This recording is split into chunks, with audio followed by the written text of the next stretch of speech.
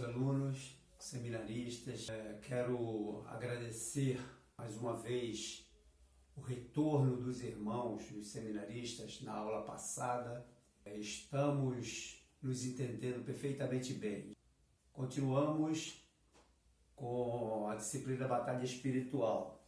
E antes de nós adentrarmos no capítulo 4, que trata sobre os campos de guerra, nós queremos fazer algumas considerações com respeito ao assunto da aula passada, que tratava-se sobre Satanás, fazendo um resumo rápido com os irmãos. Em primeiro lugar, nós queremos entender o que foi passado na aula, que primeiro ninguém vai para a guerra para perder, né? Como é uma batalha e que nós estamos fazendo uma analogia com uma guerra comum, né? Como já explicamos, nós entendemos que ninguém vai para uma batalha ou para uma guerra pensando em perder. Pelo contrário, vai pensando em vencer. Segundo lugar, o que nós tratamos da aula foi que, de acordo com a regra de ouro, né? A regra de ouro apresentada por Sun Tzu, aquele que escreveu, né, a arte da guerra, e nós dizemos o seguinte, que a regra de ouro é conhecer o inimigo. Para nós irmos para a batalha, nós precisamos conhecer o inimigo. Como esse inimigo age, até que ponto vai a sua capacidade de guerrear, descobrir quais as estratégias desse inimigo, aonde estão localizadas as escaramuças, ou aqueles momentos de batalha e as suas armadilhas. Precisamos entender isso, e é nessa disciplina que nós estamos estudando que vamos entender, além de conhecer o nosso inimigo, nós vamos para vencê-lo. E como vencer o inimigo? Combatendo, atacando no seu próprio campo de batalha, no seu reduto. E aí uma guerra espiritual leva em consideração toda essa informação para que nós sejamos vitoriosos. E nós temos a Bíblia Sagrada, a Palavra de Deus, que nos orienta como adentrar a batalha e vencê-la. Então, nós queremos também tecer algum comentário com respeito ao plano de Deus. Toda essa batalha decorre desse cumprimento do plano de Deus. Nós entendemos pela palavra que o plano de Deus é restaurar a sua criação, aquilo que ele criou no princípio, como nós vimos na aula passada, falando sobre a criação original. No princípio criou Deus os céus e a terra. Essa criação original, ela foi danificada, ela foi, de certo modo, estragada pela presença do adversário de Deus, do inimigo do homem, Satanás, que causou, né, um impacto muito profundo em termos de destruição. E aí, no capítulo 1 de Gênesis, logo no versículo 2, diz: e a terra era sem forma e vazia. Repetimos aqui o que dissemos na aula passada. Foi esse momento de caos. E a seguir, do versículo 3 em diante, aí começa Deus a restaurar aquilo que foi criado. Porque só Ele pode restaurar. Só Ele pode restaurar. Então, meus prezados irmãos, esse é o plano de Deus. O plano de Deus, ele começa com a restauração. E isso não é de forma nenhuma agradável ao adversário, a Satanás. Porque já que ele não pode, já que ele não atingir Deus como seu Criador, ele procura agora atingir a obra criada. Ele atinge a obra criada, ele pode tentar danificar a obra criada, mas recriar ou restaurar, ele não pode, ele não consegue fazer isso, ele não pode, ele não tem poderes para isto. Somente Deus pode restaurar. Então essa restauração começa com o anúncio de Jesus, ou seja, do Messias. Jesus para nós e no passado o Messias. Esse Messias, ou seja, esse enviado de Deus é apresentado logo lá em Gênesis capítulo 3, versículo 15, quando se referindo à serpente, né, a antiga serpente, como nós vimos na aula passada, Satanás tem esse título mostrando o seu caráter, né? E Deus diz assim, olha, e porém inimizade entre ti, a serpente, e a mulher, entre a tua semente e a sua semente, a semente da mulher. Esta semente da mulher te ferirá a cabeça, e tu lhe ferirás o calcanhar. Então Deus estava mostrando aí que, de certa forma, seria dado, aliás, algum poder para que esta serpente tentasse atingir a essa semente da mulher, a esse ser que apareceria com a finalidade de ferir, como ele diz assim, esta te ferirá a cabeça. Quando ele diz assim, ferirá a cabeça, ele está dizendo que a cabeça como centro de comando, como centro de toda a maquinação, de todas as atividades, esse enviado de Deus, esse ser que proveniente da própria mulher, estaria, de certa forma, atingindo Satanás no seu comando, nas suas atitudes. E mais tarde nós vemos que Jesus disse assim, eu vim para desfazer as obras do diabo. Essa foi a informação de Jesus, corroborando, né, ou ratificando esta palavra inicial de Deus lá no Éden para a mulher. Quando nós vemos, por exemplo, Jesus executando o papel principal deste plano, né?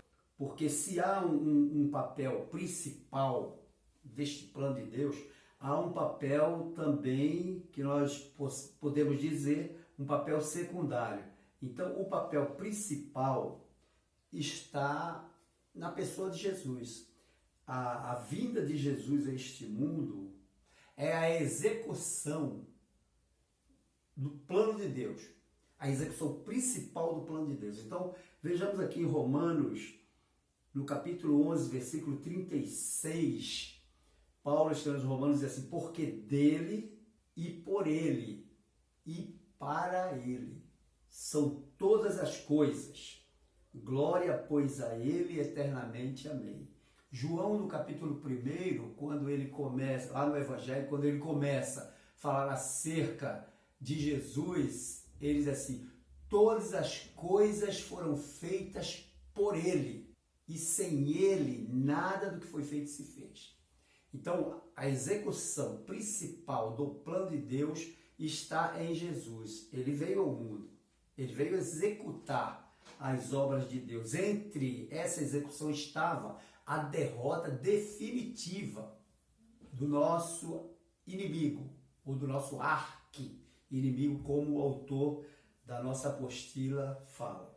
Se Jesus, né, cumpre o papel principal, o papel secundário, né, ou seja, aquele papel que é atribuído a outrem para executar, cabe esse papel secundário à igreja. Deus arregimenta um exército humano, né, um exército na terra tirado da própria humanidade, para exercer esse papel secundário de restauração. Né? Nós falamos que o plano de Deus estabelecido é de restauração, não é isso? De restauração. Então, o plano secundário é a função da igreja.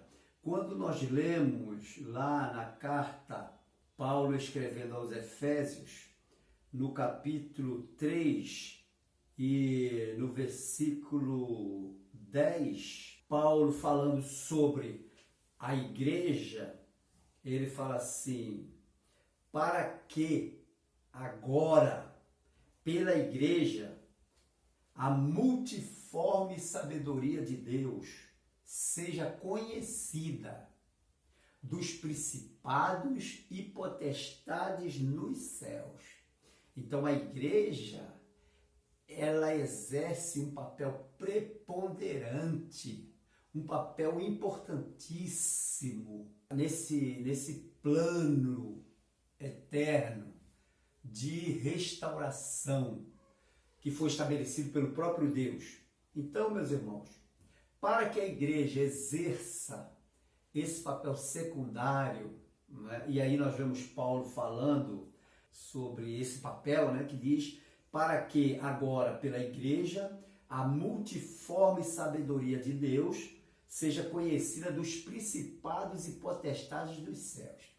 Então vejam só, essa multiforme quer dizer, as muitas formas da sabedoria de Deus, ela se faz conhecer, inclusive nos céus, nas potestades, nos principados, que nós vamos depois tecer algum comentário sobre o que sejam estas potestades, esses principados. Nós vamos observar que é a igreja, ou é da igreja a responsabilidade de fazer conhecida essa sabedoria de Deus, ou essa multiforme sabedoria de Deus. Imagina, se a igreja tem esse papel que é tão importante para a humanidade, exército que está combalido, ou que está ferido pelo exército espiritual da maldade, esse exército de Deus na terra, que é a igreja, cujo papel é importantíssimo na redenção de muitos. Jesus fez a sua parte, cumpriu o papel principal e agora delega competência à igreja quando, lá em Marcos 16, 15, 16, 17, ele fala ordenando, dando poderes e delegando essa competência à igreja, quando eles irem por todo o mundo, pregai o evangelho a toda criatura. Né? Então, esse papel é dado à igreja. Ninguém pode exercer esse papel, a não ser a própria igreja. Ele diz assim, esse texto que nós acabamos de ler: ide por todo o mundo, pregar o evangelho a toda criatura. Aí ele diz: quem crer é condição. A função da igreja é ir a essa humanidade e pregar o evangelho e mostrar à humanidade que há uma restauração em curso. E aqueles que quiserem ser restaurados, que venham. Quem crê e for batizado será salvo, mas quem não crê será condenado. Então, isso aí, meus irmãos, na verdade, a igreja está enfrentando uma batalha. Está declarada aí uma guerra do exército do mal, o exército espiritual da maldade, contra a igreja, que é o exército de Deus visível aqui na terra. E essa igreja, ela passa a ter um respaldo espiritual do próprio Deus, que mantém o seu exército de anjos para preservar, para livrar, para ajudar nesse combate. A Bíblia diz que o anjo do Senhor acampa-se ao redor daqueles que o temem e os livra. Então nós estamos confiados nessa informação de que Deus está conosco. O próprio Jesus, lá em Mateus 28, quando ele fala também sobre essa atribuição, sobre essa grande comissão essa grande comissão dada à igreja para que ela possa cumprir esse plano secundário de restauração. Ele depois de mandar, de dizer, olha, ide, ensinai a todas as nações, né? Ele diz assim, no final diz, eis que eu estou convosco todos os dias, até a consumação dos séculos. Então nós contamos com essa benevolência da parte de Deus. Ele nos atribui uma incumbência, um trabalho, uma missão, e ao mesmo tempo ele nos dá respaldo, ele nos dá garantia, ele nos dá certeza da vitória. Por isso que a igreja, ela é um exército humano, porém vitorioso. E o próprio Senhor Jesus, quando fala com Pedro, diz assim, Pedro, as portas do inferno não prevalecerão contra a igreja, falando sobre a igreja. Quando ele diz, Pedro, tu és pedra e sobre esta pedra edificarei a minha igreja. E as portas do inferno não prevalecerão contra ela. Então, tudo isto nos apresenta a certeza de que nós estamos numa batalha espiritual, como falei logo na introdução, uma batalha desigual para muitos, porque é uma batalha que não é visível. Nós lutamos contra um inimigo invisível, mas que conhecemos o inimigo através das características apresentadas na palavra. A palavra de Deus é que faz com que nós conheçamos o inimigo, e foi objeto da nossa lição passada. Essa nossa batalha contra o adversário, não é? Ela também tem um efeito muito avassalador, podemos dizer assim, para muitos, porque muitos que não conhecem o inimigo, não se preparam, automaticamente eles são derrotados. Eles caem nas armadilhas preparadas pelo nosso adversário através dos seus demônios, que chamam de demônios, anjos que estão com ele, anjos caídos, espíritos maus, né, que combatem insistentemente contra o homem.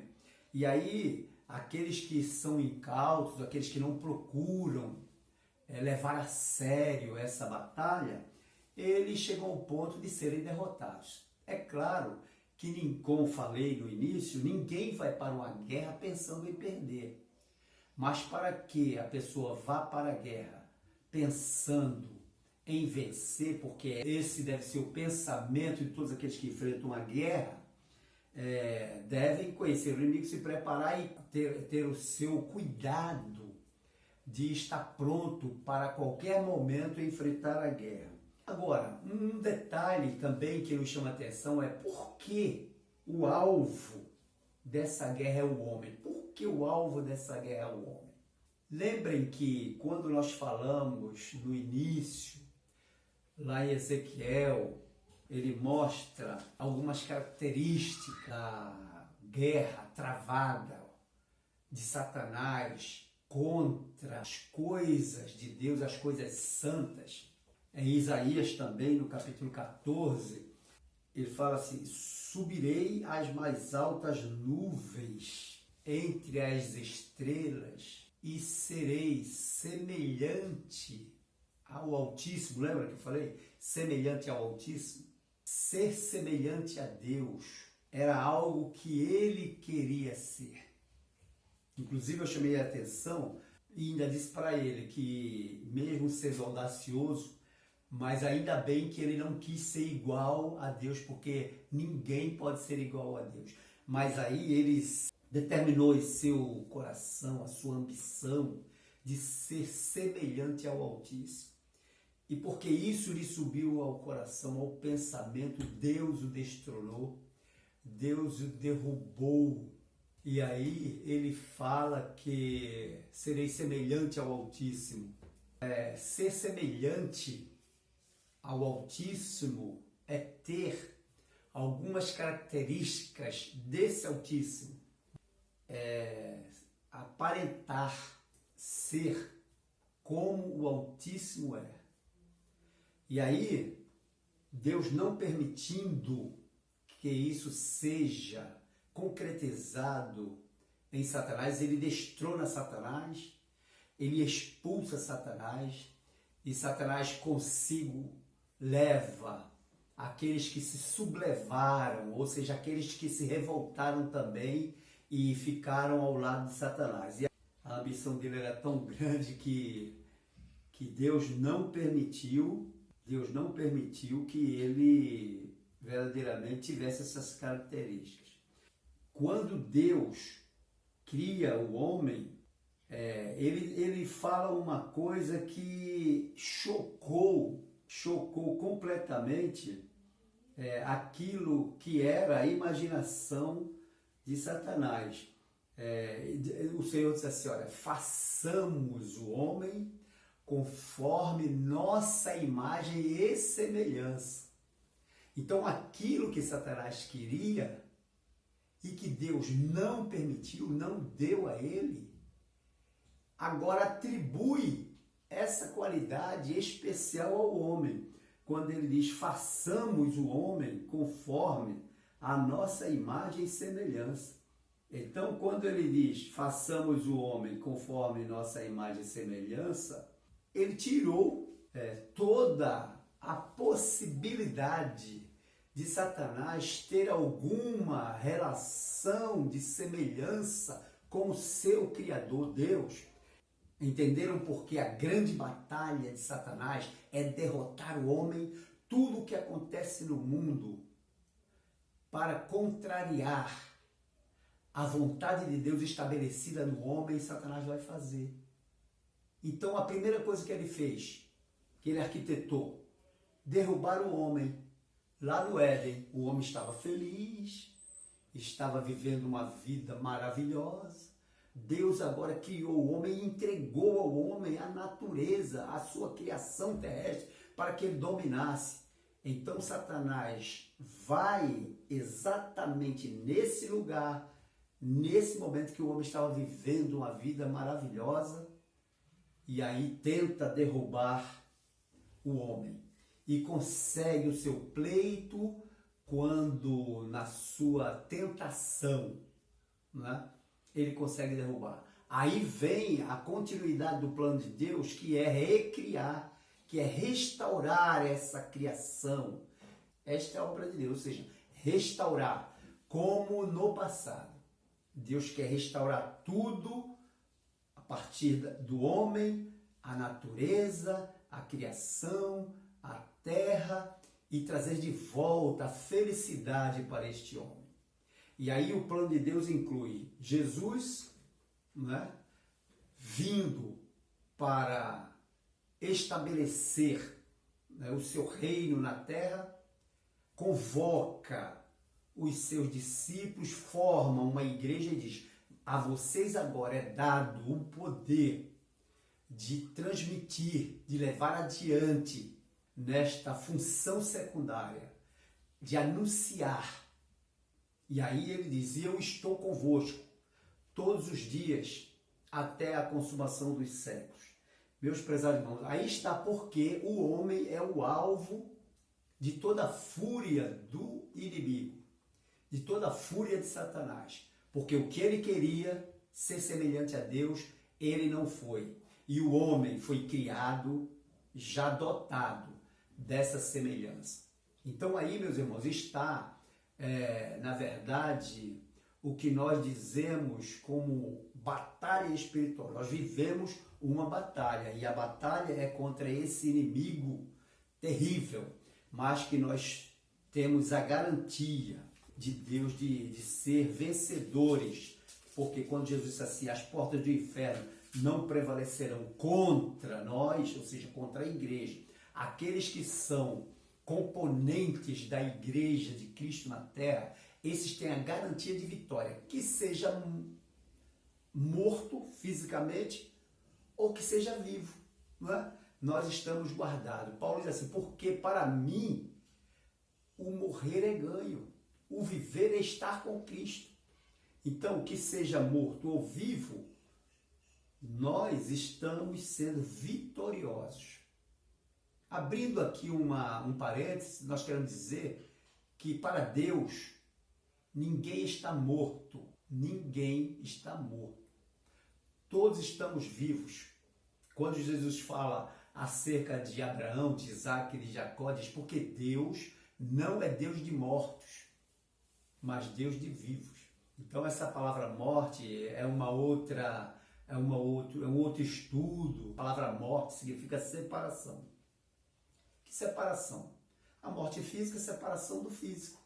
Agora, a morte eterna é separação eterna. Separação eterna de quê? Separação eterna de Deus. Mas o homem continua vivo. Para Deus, ele é vivo. Então, meus irmãos, nesse momento da nossa lição, nós vamos entrar nesse capítulo 4 que fala sobre os campos de guerra. Nós falamos sobre os 3 campos de batalha dessa guerra. E aqui ele especifica alguns campos que são estratégicos. Ele fala assim, quando uma nação se encontra em estado de guerra, determinados locais são identificados como pontos estratégicos que exigem um forte esquema de segurança contra ataques da força inimiga, que geralmente são as pontes, as estradas, as pistas de pouso, as estações de rádio, a televisão e outros meios de comunicação. Quem estiver de posse e no comando deles tem grande probabilidade de vencer o conflito. 3 áreas são altamente estratégicas que precisamos guarnecer a fim de resistir ao ataque do inimigo. São elas a mente, o coração e a boca, que são áreas estratégicas, né, para a investida do inimigo. Essas áreas de nossa vida constituem posições decisivas que devemos protegê-las até o último suspiro, para que o inimigo não se instale e obtenha controle. Então vejam só, nós precisamos guardar a nossa mente, nós precisamos guardar o nosso coração e precisamos guardar a nossa boca. A nossa mente, ela é afetada pela nossa visão, pelo aquilo que a gente vê. Não é que Satanás tenha poder para saber o que nós pensamos. Ele não tem poder. Deus sabe o que nós pensamos. Ele não tem poder, mas ele pode influenciar a sua visão e a sua visão transmitir para a sua mente e a sua mente fazer com que desça ao seu coração aquele propósito, aquilo que ele achou por bem minar. Então, essas 3 áreas, que são áreas estratégicas, como nós falamos aqui, como lemos aqui o comentarista do nosso livro, dizendo que quando a nação está em guerra, esses soldados, eles procuram pontes, eles procuram estradas, pistas de pouso, estações de rádio, televisão, porque são as estações de comunicação. Eles procuram cortar essas vias, por exemplo, as pontes, para que não haja transposição dos seus adversários, né? As estradas sejam bloqueadas para que não haja suprimento, estações de comunicação para que não haja comunicação de um batalhão com outro, de um soldado com o outro. Assim, ele compara essas áreas com a nossa mente, o nosso coração e a nossa boca. Então, falando sobre a mente, ele diz, os pensamentos correm na nossa mente, são provenientes primeiro de nós mesmos, aquilo que nós pensamos. Deus nos criou com a capacidade de produzir ideias, que são os pensamentos. Em segundo lugar, os pensamentos podem ser gerados por Deus, né? Alguns pensamentos nossos são gerados por Deus. Por isso que nós devemos estar atentos àquilo que a palavra de Deus nos diz, porque essas palavras ditas por Deus, elas produzem em nós pensamentos bons, inclusive estratégias para a nossa batalha diária. ele pode transmitir diretamente à nossa mente numa particularidade através de uma revelação, de uma orientação, ou o dom da palavra de conhecimento, ou simplesmente a voz de Deus. Esses pontos apresentados aqui, como sonhos, revelação, ou simplesmente a voz de Deus, Deus tem falado a muitos. Ele tem falado aos ouvidos, ele tem orientado aos ouvidos. Da mesma forma, a palavra, você observa a palavra e vê o que aqui na palavra está contido, e aí sobe ao seu pensamento, e daí você produz estratégias para se utilizar daquele pensamento. A terceira fonte de nossos pensamentos que podem ter origem é do inimigo. Os poderes das trevas podem sugerir, veja bem, pode sugerir e induzir a nossa mente pensar de um modo maligno. Então ele pode sugerir, ele pode fazer com que nós pensemos de forma maléfica, Infelizmente, muitos crentes dão atenção ao que Satanás lança sobre os raciocínios, ou seja, são influenciados por ele e seus demônios, ocasionando drásticas consequências.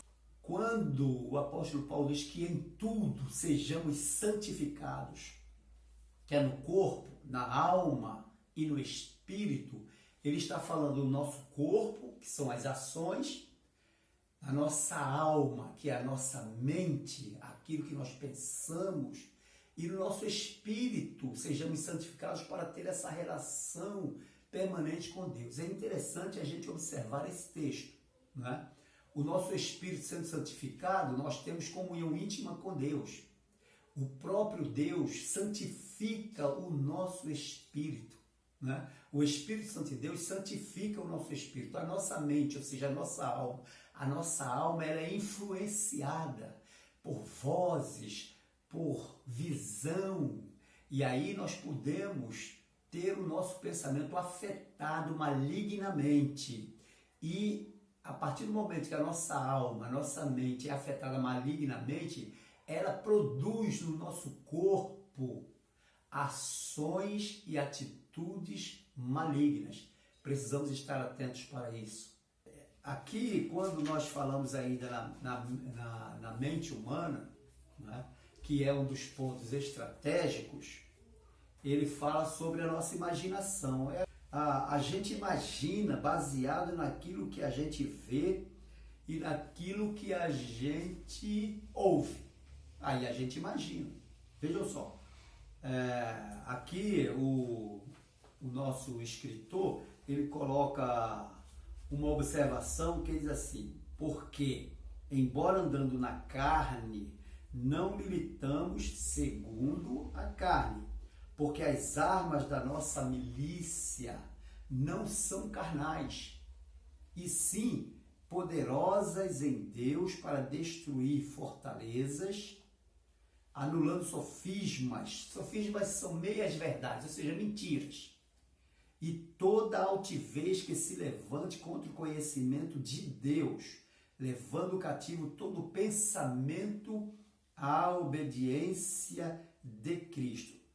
Aí ele continua: na nossa mente pode-se alojar ideias tão fixas que com o tempo se tornam pensamentos ou posicionamentos da vida altamente resistentes. Na concepção dos estudiosos, esses entrincheiramentos são vistos como fortalezas da mente, que formam os sistemas ideológicos, tais como o islamismo e o comunismo.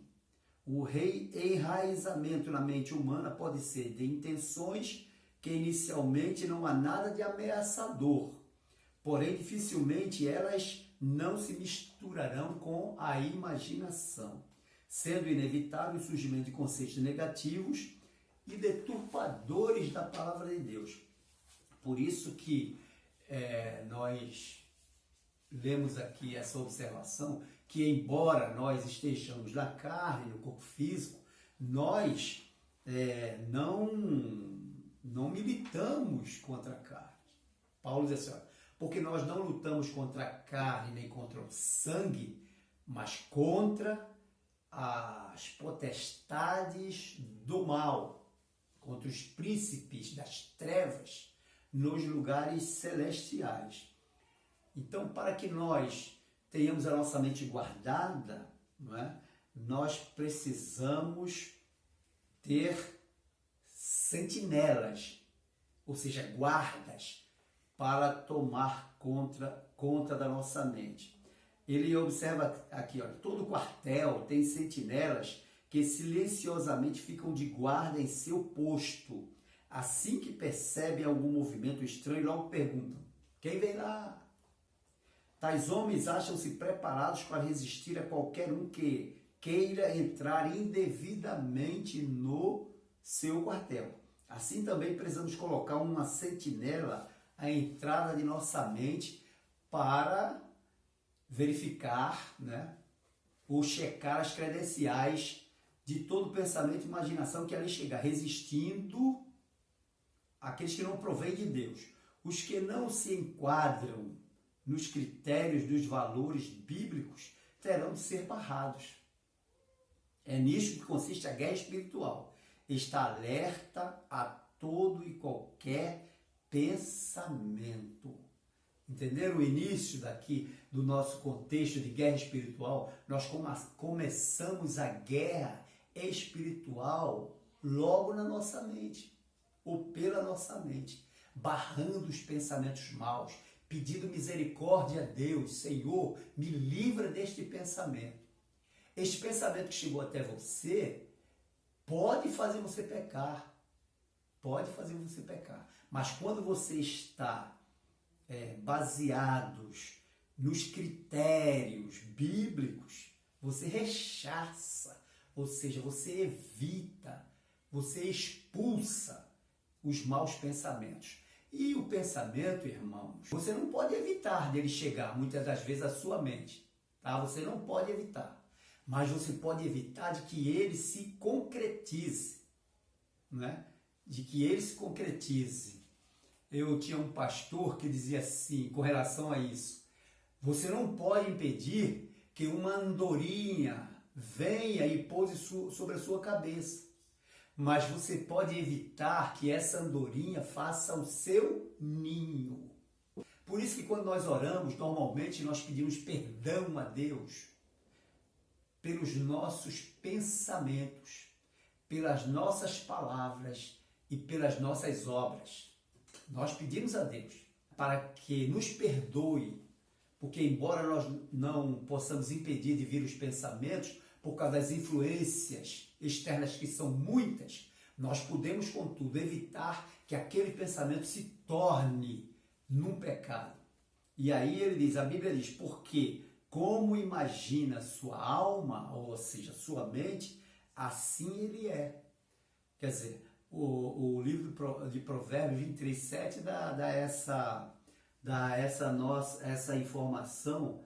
Ele diz assim, olha: não coma o pão daquele que tem os olhos malignos, nem cobices os seus manjares gostosos, porque como imaginou a sua alma, assim é, ele te dirá, come e bebe, mas o seu coração não estará comigo. Então ele procura, de certa forma, atrair, né, a pessoa para cometer o mesmo erro ou o mesmo pecado que ele comete. Isso aqui é uma palavra que é como se fosse mostrando uma das táticas que o diabo emprega, né, para neutralizar e impedir a vida de consagração e o progresso espiritual do genuíno cristão. A mente é um local que pode ser afetada brutalmente pelo diabo. E aí, quando o crente é afetado na sua mente, ele nega tudo, às vezes tudo até de bom que ele obteve. É aí onde está, meu irmão, concentrado uma grande e forte área da batalha espiritual na nossa mente. Em segundo lugar, o coração, que é a segunda área estratégica. Não é? Quando, aqui logo no início, o nosso autor aqui do livro diz sobre tudo o que deve guardar, guarda o teu coração, porque dele procedem as fontes da vida. A palavra coração na Bíblia assume diversos significados. Em relação à guerra espiritual, vamos focalizar dois desses significados, que são as atitudes e as emoções. Entenderam? Por isso nós falamos as atitudes. A nossa mente é baseado nas influências, por isso que nós temos que guardar o nosso coração, porque as influências maléficas, através de vozes ou através de visões dadas ou apresentadas pelo inimigo, pode produzir em nosso coração o desejo de pecar.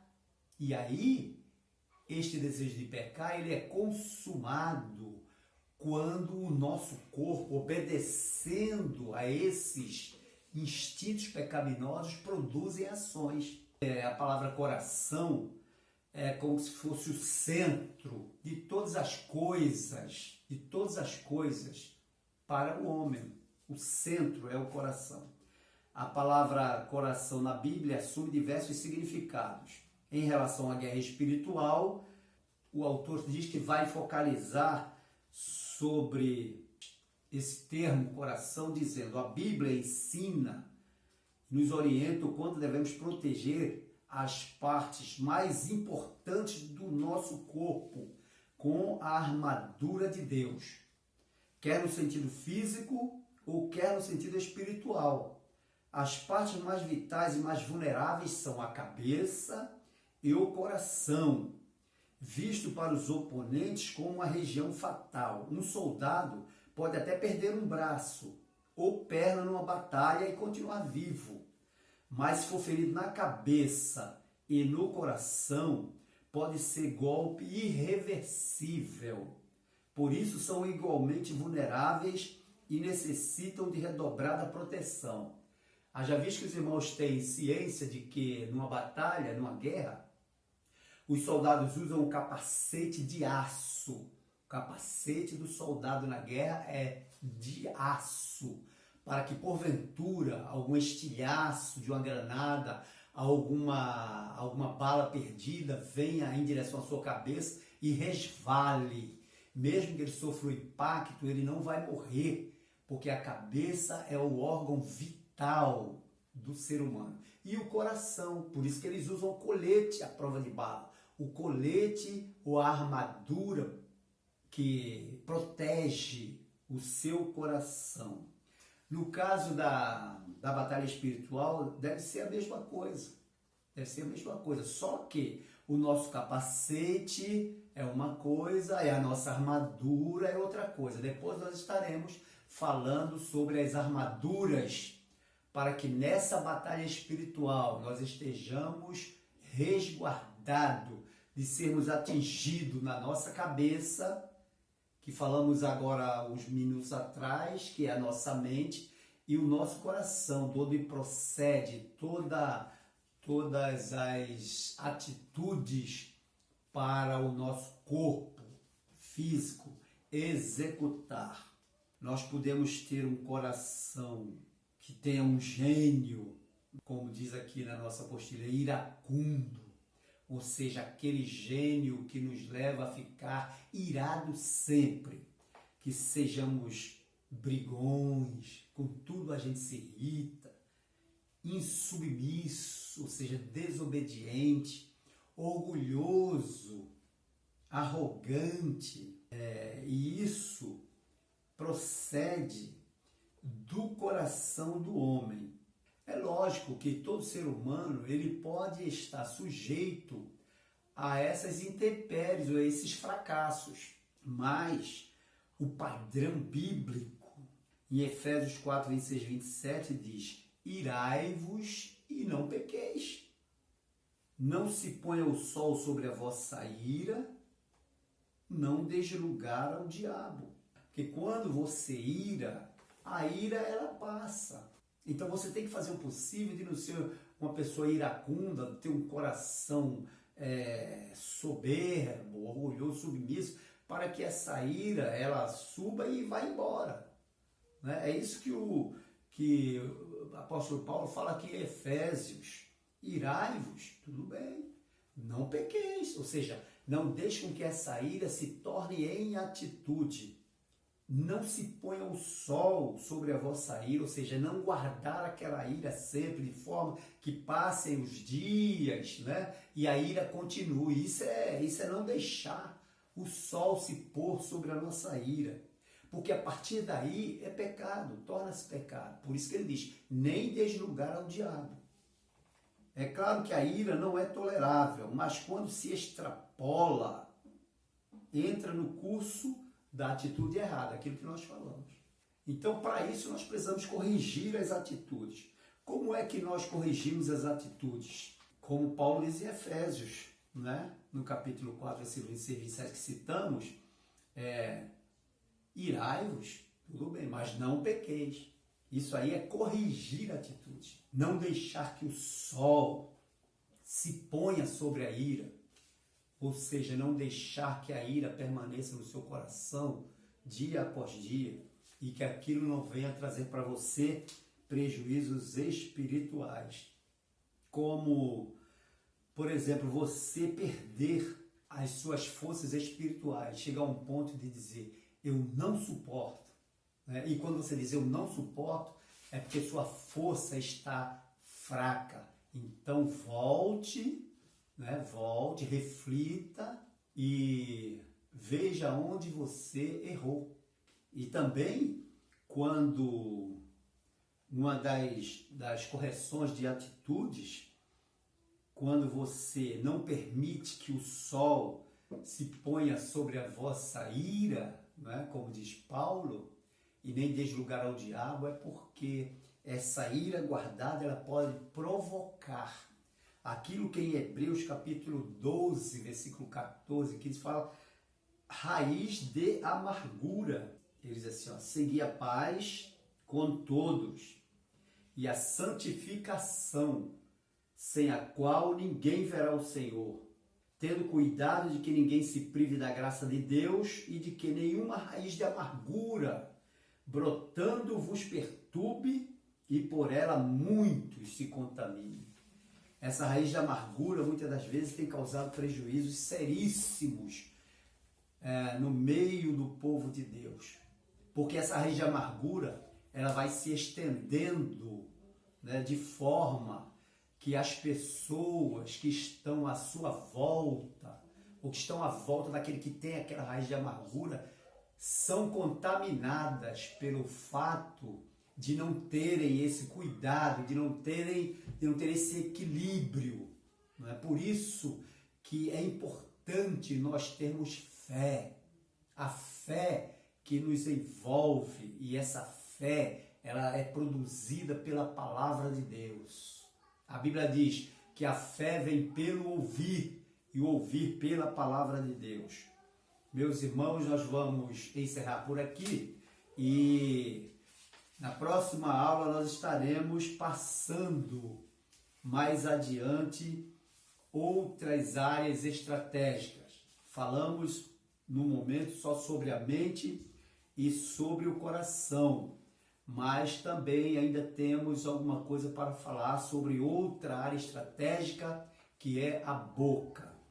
Neste momento eu quero agradecer a todos que estão acompanhando e não esqueçam de estarem com os seus questionários em dia.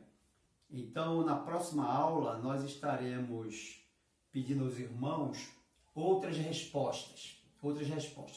E qualquer dúvida que apareça durante a aula, ou mesmo depois da aula, assistindo, os irmãos têm os vídeos que podem tirar as suas dúvidas, ou se essas dúvidas permanecerem, não fiquem com essas dúvidas, mandem para nós. Aí está o nosso zap na tela, o nosso zap pessoal, particular. E também no grupo, né? No grupo que é Batalha Espiritual. Essa Batalha Espiritual, esse grupo está no zap e, portanto, deve também ser consultado. Outra coisa que eu queria pedir aos prezados seminaristas é que alguns têm os seus telefones celulares, mas não têm as suas identificações, né? As suas identificações, botam pseudônimos, mas nós precisamos de nomes. Então, aqueles que têm os seus celulares com pseudônimos no grupo, passem para nós os seus nomes. Já foi solicitado a relação dos alunos que estão participando da aula à distância de todas as extensões, para que nós possamos manter atualizada a sua frequência, a aula mesmo à distância e também as respostas do questionário. Deus abençoe a todos e até a próxima, se Deus quiser.